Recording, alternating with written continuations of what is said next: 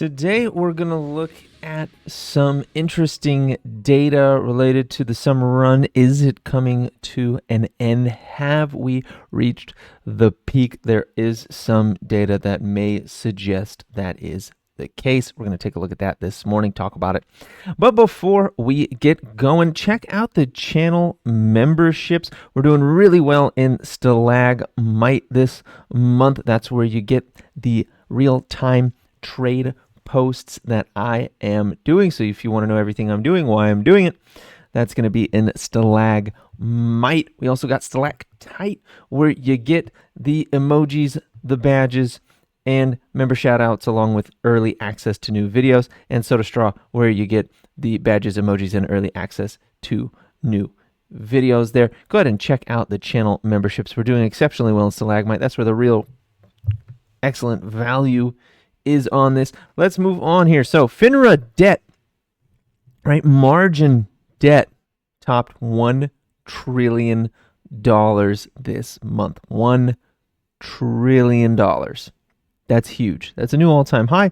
How high is it from the previous highest high? We'll take a look at that here real quick.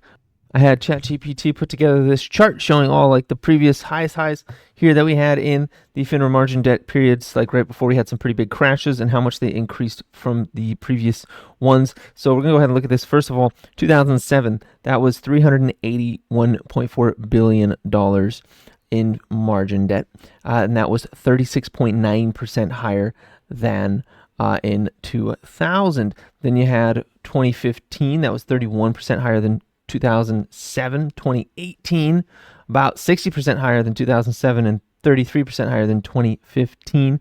2021 was about 40% higher than in May 2018 when we saw that pullback, but it was like 87% higher than the previous major crash, which was in 2007.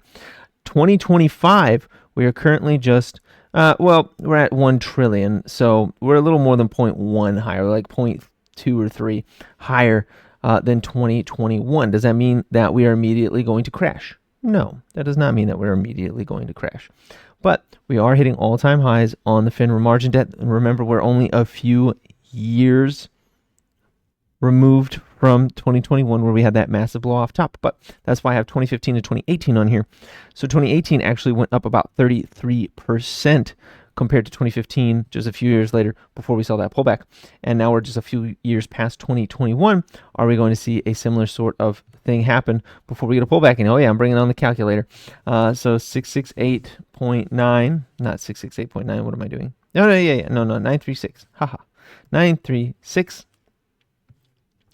times by 1 point, let's go with 3, about 30%.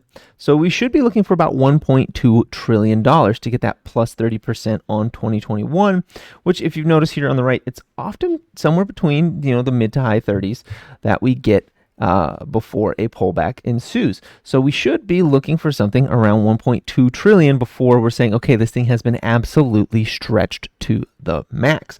But remember, we're coming to the end of July, the end of the summer run. We are in extreme greed right now. Today it's reading at 77. We are in extreme greed, which generally means extreme sell. If we go over to the crypto market, we're just in greed. We're not even in extreme greed yet. So crypto is just taking a little breather, it would appear, before it does another run higher from here. So stock market, a little more frothy than the crypto market. And then let's go look at inflation real quick. And inflation has been ticking up. If you can see here on the right edge there, we've been making a higher high, higher low, and now we have a higher high. If we swing low again on this and it's higher than 0.184, well, then you better believe we're on an uptrend for inflation, and those rate cuts that we all were hoping for are not going to be coming through. So that sucks. So what are we going to do? So basically right now I'm going to start being a little more defensive. I'm not going to be yo-yoing into companies that don't have cash flow, that don't make money, that don't have cash on the balance that is greater than their liability. We're not going to be doing any of that right now, which makes me look at Bitcoin miners a little differently for the next couple of weeks, maybe months. I did open some positions recently, and if they don't make a move here in the next couple of trading sessions, I will be cutting those, and I will be taking a loss. Like Bitfarms, I'm going to likely be taking a loss on that at this point because it didn't make the move fast enough. And with Finra margin debt going crazy, with us having this rising wedge that we're in right now, this rising wedge on the SPY that we're teetering above right now, that we could come crashing down to 614 in like a day or two, depending on what's going on, and if we are actually at that maximum that the market is willing to tolerate before falling down, doing a 10% correction again. And we are in time for it. We're in that time. This is the seasonality of a correction. So I am looking for any signs that we are likely going to enter a short-term, September period that will be coming up here very shortly. August is generally fairly weak. September is the weakest month of the year. The first 2 weeks of October, generally also pretty weak. So I am looking for any reason for this market to sell off. I'm being much more defensive than I was before. I mean, look at these things. These Bitcoin miners are trading at ridiculous valuations, considering the Bitcoin's at the highest highs it's ever been. It's well over $100,000. It's almost at $120,000. Been hovering there for weeks, but the Bitcoin miners cannot catch a break. Even MicroStrategy is lagging behind now on that. And let's go look at this. Even MicroStrategy is lagging behind now. Now this looks like it could be an area where it would bounce, and this does look very much like a cup and handle here on this bad boy. Boop. That could take us back to the all-time high, but like I said before, Bitcoin's going to have to make a significant new high to take MicroStrategy and drag it that high. Right now we're still very much within the confines of this fractal playing out here, where MicroStrategy could make a lower high and roll over and go into the bear market from there. Okay, so we are watching that very closely. We're very plugged into all of this. Okay, so I'm looking at companies that make money. Basically, I'm looking at companies that make money. I'm looking at value plays like Target, right? Like Target, like Pepsi. Those are the value plays I've been looking at that I have been making money on. Long-standing brands that have staying power. Nike is another one that I'm in right now, and it has been moving up pretty nicely for me and the members. And then let's see, like Clorox, right? Like something like was it Clorox? What's their thing? CLX, like Clorox, right? We're talking about consumer staples. Look at this. It's down on its lows. It's looking like it's trying to come to life here. You see that? Let me bring some of these guys in. Yeah. So things like these consumer staples, metals, healthcare. I'm looking at those right now because those are where money is likely to flow if we get a dip. Now, I'm not saying it's happening right now. I'm not saying go and pile into these things right now. And of course, nothing I say is financial advice and not a suggestion to buy, sell, or hold any asset whatsoever. I'm simply explaining my thought process, why I have that thought process, and where I'm looking for potential rotation or signs of rotation as we get extremely frothy on the market. And how do I know we're crazy frothy on the market? Well, let's look at one of the stocks I highlighted yesterday, Skills. Oh yeah, look at that. Boom, 16% yesterday. Now let's look at a one that had popped the day before that. D-Nut, I featured this yesterday as well, but look at that. Yesterday, we opened up at these crazy highs, almost $6, and then immediately cratered down. But we still closed the day up 4%, even though we cratered. We absolutely cratered from $6-ish down to 432. And I was looking at these through Fintel.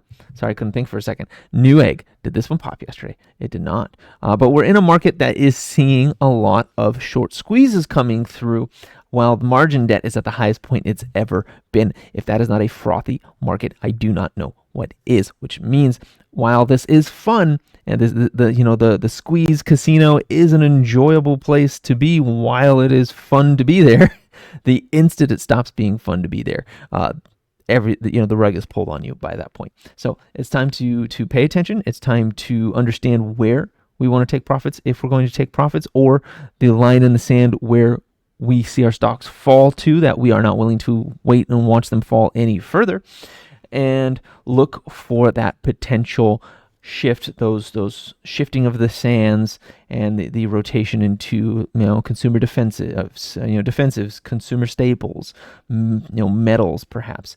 Those areas is where we're going to be looking right now, at least on this channel. Where else? Oh yeah, let's look at some metals. Metals have been doing pretty good. I mean, if you been watching the channel for a little while, you got into platinum down here, right? You got into platinum down here. I got into platinum down here, and I'm up significantly on my platinum. My platinum's doing very well. What about silver? Silver is actually crushing it, 35. So it's at the top of this channel now. So I'm looking for it either to break out of this channel or silver to break down, come back to the middle of this channel around 32, and then start popping up again. So I'm not really buying silver right now, but I am watching it to see what it does. Gold has been in a pennant for a little while. Look at this. Gold has been in a pennant for a little while. It's doing one of my favorite formations right now, which is this little squiggle here. All I need is a breakout with volume, a retest from above, and boom, off we go with gold. Or just a insane, God candle that says, hey, I'm not going to come back down. Something like that. I'll be looking at those.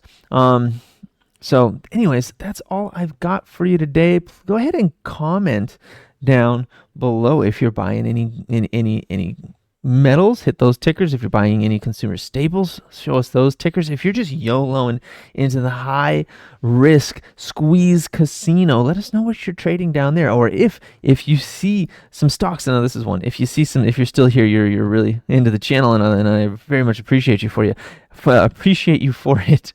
If you see this sort of pattern like we're looking at in gold, I know that's a squiggle. If you're seeing this pattern that we're seeing on gold right now on any other stock, go find those, bring those to us, let us know what you're seeing out there. Same thing with like Target. This is the same pattern. It's like my favorite pattern right now. So I come in here, look at it. It came low. I mean, in gold's case it went high, but in Target's case it came low, squiggle, squiggle, squiggle, squiggle, breakout. Same with Pep. Let's go look at Pepsi. Pep. Came low, squiggle, squiggle, squiggle, squiggle, breakout, breakout. Like boom, boom, boom. It's beautiful. That's what I want to see. That's what I'm looking for right now. It's my favorite chart pattern right now, considering that a lot of the stocks that are doing that are going to be in those sectors that I mentioned that rotation is likely to find itself going to if we start to get a pullback in the broader market.